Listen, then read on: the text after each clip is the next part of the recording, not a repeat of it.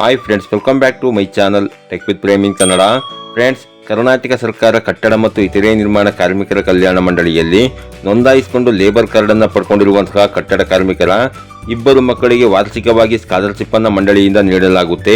ಅದೇ ರೀತಿ ಈ ವರ್ಷವೂ ಸಹ ಅಂತಂದ್ರೆ 2024-25ನೇ ಸಾಲಿನಲ್ಲಿ ಕಟ್ಟಡ ಕಾರ್ಮಿಕರ ಮಕ್ಕಳು ಯಾರ್ಯಾರು ವಿದ್ಯಾಭ್ಯಾಸವನ್ನ ಮಾಡ್ತಾ ಇದ್ದಾರೆ ಅಂತಹ ಇಬ್ಬರು ಮಕ್ಕಳಿಗೆ ಸ್ಕಾಲರ್ಶಿಪ್ ಅನ್ನು ನೀಡಲಿಕ್ಕೆ ಅರ್ಜಿಯನ್ನ ಆಹ್ವಾನ ಮಾಡಿದ್ದಾರೆ. ಈ ಸ್ಕಾಲರ್ಶಿಪ್ ಅನ್ನ ಪಡ್ಕೊಳ್ಳಿಕ್ಕೆ ನೀವು ಯಾವ ರೀತಿಯಾಗಿ ಅರ್ಜಿ ಹಾಕಬೇಕು ಮತ್ತು ಇದರ ಬಗೆಗಿನ ಸಂಪೂರ್ಣವಾದ ಮಾಹಿತಿಯನ್ನು ನಾನು ಈ ವಿಡಿಯೋದಲ್ಲಿ ನಿಮಗೆ ತಿಳಿಸ್ಕೊಡ್ತೇನೆ.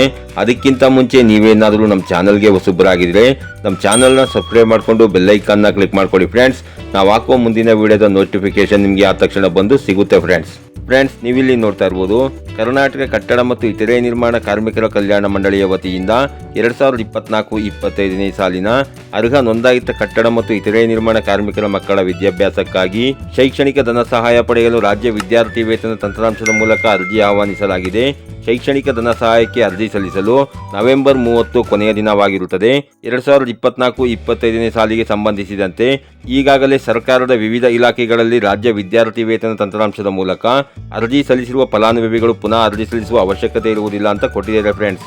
ಹೌದು ಫ್ರೆಂಡ್ಸ್, ಯಾರ್ಯಾರು SSP ಪೋರ್ಟಲ್ ಮುಖಾಂತರ ಈಗಾಗಲೇ ಪ್ರೀ ಮೆಟ್ರಿಕ್ ಆಗಿರ್ಬೋದು, ಪೋಸ್ಟ್ ಮೆಟ್ರಿಕ್ ಆಗಿರ್ಬೋದು 2024-25ನೇ ಸಾಲಿಗೆ ಸ್ಕಾಲರ್ಶಿಪ್ ಅರ್ಜಿನ ನೀವು ಹಾಕಿದ್ದೀರಿ ಅಂತಂದ್ರೆ ಯಾವುದೇ ಇಲಾಖೆಗಾಗಿರ್ಬೋದು, ಇಲ್ಲಿ ಕಾಣ್ತಾ ಇರುವಂತಹ ಸಮಾಜ ಕಲ್ಯಾಣ ಇಲಾಖೆ ಆಗಿರ್ಬೋದು, ಪರಿಶಿಷ್ಟ ಪಂಗಡಗಳ ಕಲ್ಯಾಣ ಇಲಾಖೆ ಆಗಿರ್ಬೋದು, ಹಿಂದುಳಿದ ವರ್ಗಗಳ ಕಲ್ಯಾಣ ಇಲಾಖೆಗಾಗಿರ್ಬೋದು, ಸಾರಿಗೆ ಇಲಾಖೆಗಾಗಿರ್ಬೋದು ಅಥವಾ ಮೀನುಗಾರಿಕೆ ಇಲಾಖೆಗಾಗಿರ್ಬೋದು, ಹಾಗೂ ಇಲ್ಲಿ ಕಾಣ್ತಾ ಇರುವಂತಹ ಇಷ್ಟು ಇಲಾಖೆಗಳಲ್ಲಿ ಯಾವುದಾದರೂ ಒಂದು ಇಲಾಖೆಗೆ ನೀವು ಅರ್ಜಿಯನ್ನು ಈಗಾಗಲೇ SSP ಪೋರ್ಟಲ್ ಮುಖಾಂತರ ಸ್ಕಾಲರ್ಶಿಪ್ಗೆ ಅರ್ಜಿಯನ್ನು ಹಾಕಿದರೆ ನೀವು ಕಟ್ಟಡ ಮತ್ತು ಇತರೆ ನಿರ್ಮಾಣ ಕಾರ್ಮಿಕ ಕಲ್ಯಾಣ ಮಂಡಳಿಗೋಸ್ಕರವಾಗಿ ಮತ್ತೊಮ್ಮೆ SSP ಪೋರ್ಟಲ್ ಮುಖಾಂತರ ಅರ್ಜಿ ಸಲ್ಲಿಸುವ ಅವಶ್ಯಕತೆ ಇರುವುದಿಲ್ಲ. ನೀವೇನು ಈಗಾಗಲೇ ಈ ಇಲಾಖೆಗಳಿಗೆ ಅರ್ಜಿಯನ್ನು ಸಲ್ಲಿಸಿದ್ದೀರಿ ಅದು ಕಟ್ಟಡ ಮತ್ತು ಇತರೆ ನಿರ್ಮಾಣ ಕಾರ್ಮಿಕರ ಕಲ್ಯಾಣ ಮಂಡಳಿಗೂ ಸಹ ಅಪ್ಲಿಕೇಬಲ್ ಆಗುತ್ತೆ ಫ್ರೆಂಡ್ಸ್. ಆದರೆ ಬಹುಮುಖ್ಯವಾಗಿ ನೀವು ಈ ಒಂದು ಕೆಲಸವನ್ನ ಮಾಡಬೇಕಾಗಿರುತ್ತೆ.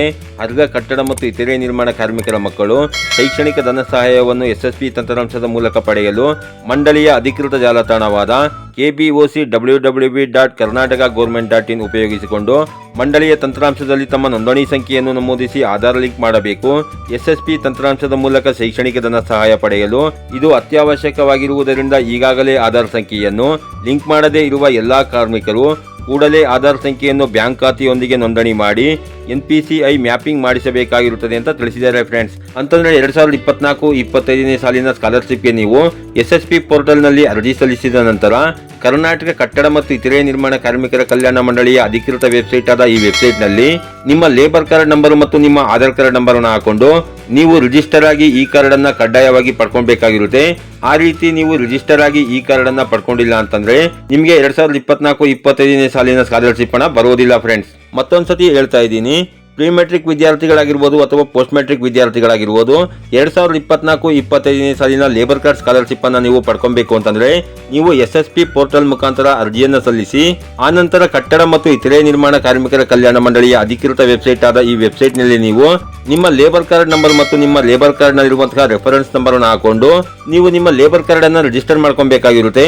ಆನಂತರ ನೀವು ಅಲ್ಲಿ ಲಾಗಿನ್ ಆಗಿ ನಿಮ್ಮ ಆಧಾರ್ ಕಾರ್ಡ್ ಅನ್ನು ನೀವು ಕಡ್ಡಾಯವಾಗಿ ಲಿಂಕ್ ಮಾಡ್ಕೊಬೇಕಾಗಿರುತ್ತೆ ಮತ್ತು ನಿಮ್ಮ ಬ್ಯಾಂಕ್ ಖಾತೆ ಏನಿದೆ ನಿಮ್ಮ ಬ್ಯಾಂಕ್ ಖಾತೆಗೂ ಸಹ ನಿಮ್ಮ ಆಧಾರ್ ಕಾರ್ಡ್ ಅನ್ನು ಕಡ್ಡಾಯವಾಗಿ ನೀವು ಸೀಡಿಂಗ್ ಮಾಡಿಸಿ NPCI ಮ್ಯಾಪಿಂಗ್ ಅನ್ನು ನೀವು ಮಾಡಿಸ್ಕೊಬೇಕಾಗಿರುತ್ತೆ ಫ್ರೆಂಡ್ಸ್. ಈ ರೀತಿಯಾದ ಈ ಮೂರು ಕೆಲಸಗಳನ್ನ ಯಾರ್ಯಾರು ಕಾರ್ಮಿಕರು ನೀವು ಮಾಡ್ತೀರಿ ಅಂತವರಿಗೆ ಮಾತ್ರ 2024-25ನೇ ಸಾಲಿನ ಲೇಬರ್ ಕಾರ್ಡ್ ಸ್ಕಾಲರ್ಶಿಪ್ ನ ಹಣ ಏನಿದೆ ಅದು ಬರುತ್ತೆ ಫ್ರೆಂಡ್ಸ್. ಯಾರ್ಯಾರು ಲೇಬರ್ ಕಾರ್ಡ್ ಅನ್ನ ಹೊಂದಿರುವಂತಹ ಕಟ್ಟಡ ಕಾರ್ಮಿಕರು ಈ 2024-25ನೇ ಸಾಲಿನ ಸ್ಕಾಲರ್ಶಿಪ್ಗೆ ಅರ್ಜಿಯನ್ನು ಹಾಕಬೇಕು ಅಂತಿದ್ದೀರಿ ಅಂತವರು ನವೆಂಬರ್ 30, 2024ರ ಒಳಗಾಗಿ ಈ ಮೂರು ಕೆಲಸಗಳನ್ನ ಮಾಡಬೇಕಾಗುತ್ತೆ ಮತ್ತು ಅದೇ ನವೆಂಬರ್ 30, 2024ರ ಒಳಗಾಗಿ ನೀವು ಅರ್ಜಿಯನ್ನು ಸಲ್ಲಿಸ್ಕೊಬಹುದಾಗಿರುತ್ತೆ ಫ್ರೆಂಡ್ಸ್. ಈ ರೀತಿಯ ಒಂದು ಸಣ್ಣ ಮಾಹಿತಿ ಇತ್ತು. ಈ ಮಾಹಿತಿನ ನಾನು ನಿಮಗೆ ತಿಳಿಸ್ಕೊಟ್ಟಿದ್ದೀನಿ. ಈ ಮಾಹಿತಿ ನಿಮಗೆ ಉಪಯುಕ್ತ ಅನಿಸಿದ್ರೆ ವಿಡಿಯೋಗೆ ಒಂದು ಲೈಕ್ ಮಾಡಿ, ಕಮೆಂಟ್ ಮಾಡಿ, ಶೇರ್ ಮಾಡಿ. ಹಾಗೆ ನೀವು ನಮ್ಮ ಚಾನಲ್ಗೆ ಹೊಸಬರಾಗಿದ್ರೆ ನಮ್ಮ ಚಾನಲ್ನ ಸಬ್ಸ್ಕ್ರೈಬ್ ಮಾಡಿಕೊಂಡು ಬೆಲ್ ಐಕಾನ್ನ ಕ್ಲಿಕ್ ಮಾಡ್ಕೊಳ್ಳಿ ಫ್ರೆಂಡ್ಸ್. ನಾವು ಹಾಕುವ ಮುಂದಿನ ವಿಡಿಯೋದ ನೋಟಿಫಿಕೇಶನ್ ನಿಮಗೆ ಆ ತಕ್ಷಣ ಬಂದು ಸಿಗುತ್ತೆ ಫ್ರೆಂಡ್ಸ್.